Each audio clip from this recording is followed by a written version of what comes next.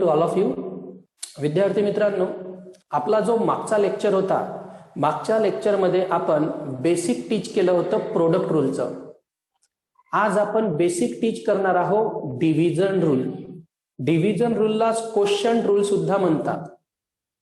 काल आपला product rule होता, आज आपला आहे डिव्हिजन रूल. ओके, हेडिंग टाका डिव्हिजन रूल आणि मी जो रूल लिहून देतो तो नोट करा. डिव्हिजन रूल आहे विद्यार्थी मित्रांनो, d by d x of u by v. D by d x of u by v. ज्याप्रमाणे प्रोडक्ट रूल हा यू इंटू व्ही असतो, प्रोडक्ट रूल काय असतो, यू इंटू व्ही, त्याचप्रमाणे division rule u upon v. ही आहे first term, u आपली first term, v आपली सेकंड टर्म. प्रोडक्ट रूल काय होता, first term derivative of second term plus second term derivative of first term. हा होता आपला प्रोडक्ट रूल. डिव्हिजन रूल वेगळा आहे. आधी सेकंड टर्म, आधी कोणती टर्म, सेकंड टर्म, त्यानंतर derivative of first term. Second term into derivative of first term minus first term into derivative of second term. थोडं केअरफुल लक्ष द्या. Second term into derivative of first term minus first term into derivative of second term upon, या पूर्ण याला upon second टर्मचा square. Second term v आहे तर V square. या रूलवर डिपेंड आज आपल्याला प्रॉब्लेम टीच करायचे आहे. Okay, now see first problem. पहिलं प्रॉब्लेम आहे आपलं, if y equal to sine x upon log x find dy by dx. काय आहे problem, if y equal to sine x upon log x. First term झाली sine x, second term झाली log x. Solution y equal to sine x upon log x, sine x upon log x. Okay, first term आहे sine x, second term आहे log x. First term u, second term v. Same formula apply करू. Differentiate with respect to x. y चं derivative simple dy by dx. Now apply the division rule. काय असतो division rule, second term आधी कोणती टर्म, second. Second कोणती आहे, log x. So second term into derivative of first term. Careful लक्ष द्या. Second term into derivative of first term plus, sorry minus, not plus, plus product rule मध्ये असते, minus first term into derivative of second term upon second टर्मचा square. Second term कोणती आहे, log x. तर bracket मध्ये लिहितो मी log x आणि याचा स्क्वेअर. सिंपल रूल आहे विद्यार्थी मित्रांनो. Second term into derivative of first term minus first term into derivative of second term upon second टर्मचा square. Then solve dy by dx. ही टर्म ऍज इट इज राहणार, कारण याचं डेरिव्हेटिव्ह काढायचं आहे का, नाही.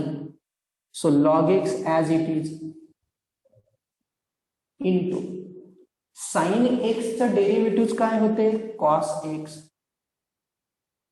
साइन x चं डेरिव्हेटिव्ह कॉस x. साइन मायनस पुन्हा sine x as it is into याचं डेरिव्हेटिव्ह काढायचं आहे का नाही, याचं काढायचं आहे कारण समोर डी बाय डी एक्स आहे. लॉग एक्सचं डेरिव्हेटिव्ह 1 बाय एक्स अपॉन ही टर्म जसच्या तशी राहणार. डिनॉमिनेटर चेंज करायचा नाही कारण तुम्हाला डिनॉमिनेटरचं डेरिव्हेटिव्ह काढायचं आहे का नाही. सेकंड टर्मचा फक्त स्क्वेअर असतो तर as it is log x whole square as it is. Okay, write down fast. पहिले रूल लिहा त्यानंतर प्रॉब्लेम लिहा. मित्रांनो, now write down our next problem. If y equal to लिहा, if y equal to tan x upon sec x, tan x upon sec x. y equal to काय लिहिलंय मी, tan x upon sec x. आता आपल्याला find out करायचं आहे dy by dx. Okay, y equal to आहे tan x upon sec x.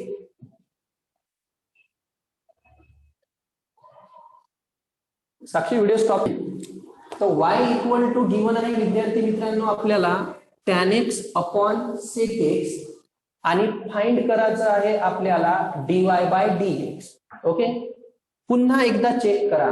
दोन term आहे डिवाइड मध्ये तर आपला डिव्हिजन रूल लागणार आहे. आधी आपण प्रॉब्लेम ऍज इट इज लिहू, y equal to tan x upon sec x. आता डिफरन्शिएट करू, differentiate with respect to x. काय येणार, dy by dx. Division rule काय असतो, second term derivative of first term. Second term कोणती आहे, sec x. So second term into derivative of first term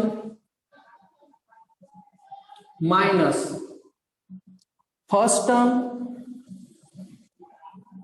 into derivative of second term upon second टर्मचा square. Second term किती आहे, sec x. So sec x चा काय होणार, square.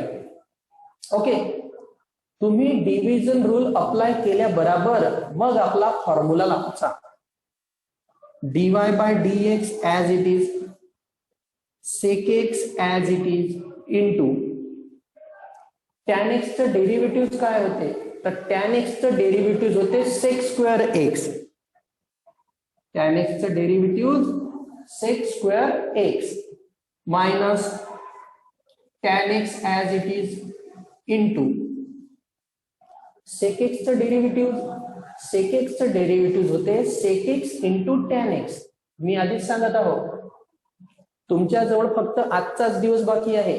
आज आपलं हे बेसिक कंप्लीट होणार, उद्यापासून मी एक्सरसाइज स्टार्ट करणार आहे. आज पूर्ण दिवसभर फॉर्म्युले आणखी एकदा पाठ करून घ्या. sec x चं डेरिव्हेटिव्ह काय येते, sec x into tan x. Okay, upon